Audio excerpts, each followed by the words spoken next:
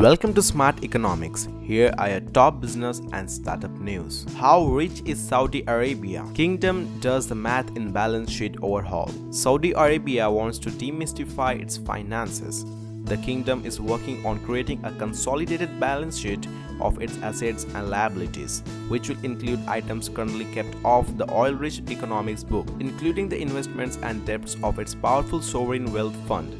Its assets have swelled to $400 billion as of 2020 from $150 billion in 2015, with the fund bolstered by an expected $70 billion payday from Saudi Aramco, the state oil company, for PIF's stake in a petrochemical giant and $40 billion transfer from the central bank foreign reserves. Elon Musk loses $15 billion in a day after Bitcoin warning. Elon Musk is no longer the world's richest person after Tesla Inc. shares slide 8.6% on Monday, wiping $15.2 billion from his net worth. Tesla's biggest decline since September was fueled in part by Musk's comments over the weekend that the prices of Bitcoin and smaller rival Ether do seem high, where his favorite medium of Twitter came 2 weeks after Tesla announced it added $1.5 billion in Bitcoin to its balance sheet.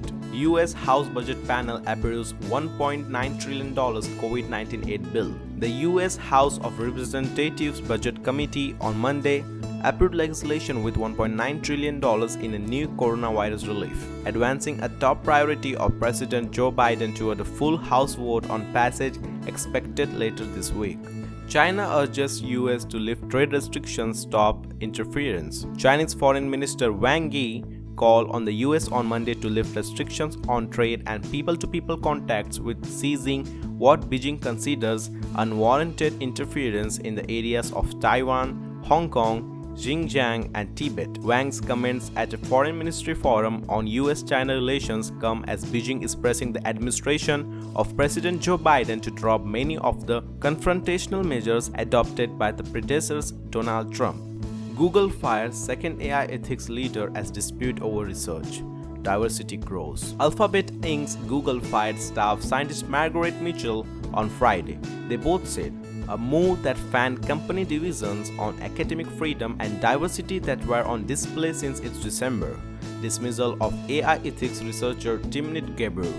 Aviva sells French business to Aima Group for $3.9 billion. Aviva has agreed to the sale of its operations in France for €3.2 billion to newly created French insurer Aima Group, it said on Tuesday. The London-based insurer led by boss Amanda Blanc said that the sale would increase excess capital by £2.1 billion and centered cash of around £2.8 billion. Tesla's share price is now directly tied to the value of Bitcoin, analyst says. Tesla's share price is now directly linked to the price of Bitcoin after Elon Musk's company invested $1.5 billion into the volatile cryptocurrency. According to Daniel Eves, an analyst at Wedbush, Musk is now tied to the Bitcoin story in the eyes of the street, and although Tesla made $1 billion paper profit in its first month owning the digital gold, it comes with added risk. As seen this week, Eves told CNBC via email on Tuesday. Facebook cuts deal with Australia will restore news pages in the coming days. Facebook has reached an agreement with the Australian government and will restore news pages in the country days after restricting them. The decision follows negotiations between the tech giant and the Australian government, which is set to pass a new media law that will require digital platforms to pay for news. SoftBank would buy about 25% of Adam Neumann's stake in WeWork for $480 million under proposed settlement. WeWork co-founder Adam Neumann and SoftBank are nearing a settlement agreement that would entitle the former CEO to a payout of $480 million for approximately 25% of his shares in the company. A person familiar with the matter told CNBC that is half as many shares as SoftBank originally intended to buy, this person said.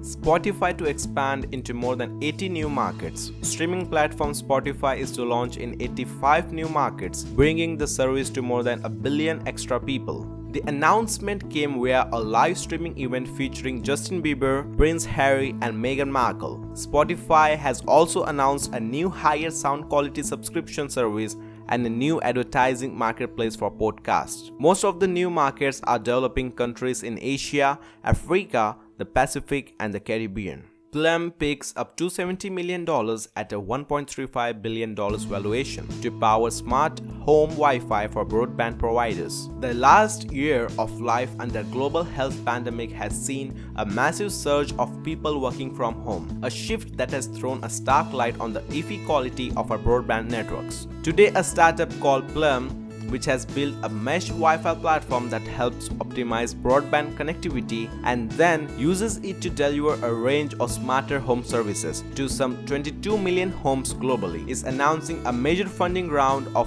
$270 million that underscores the opportunity to fix that and more.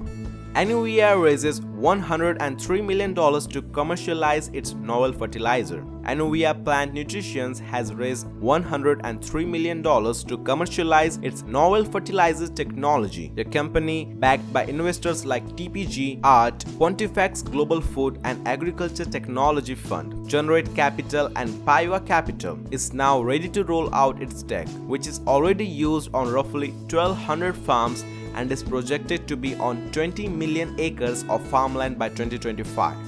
IPO-bound Zomato raises another $250 million. Food tech unicorn Zomato has raised an additional $250 million from existing and new investors, ahead of its proposed initial public offering in June this year. Zomato completed the primary pre-IPO fundraise at a total valuation of $5.4 billion, a sharp rise from $3.9 billion in December. So that's it into this video. Make sure you like this video and subscribe to my channel for daily business and startup news.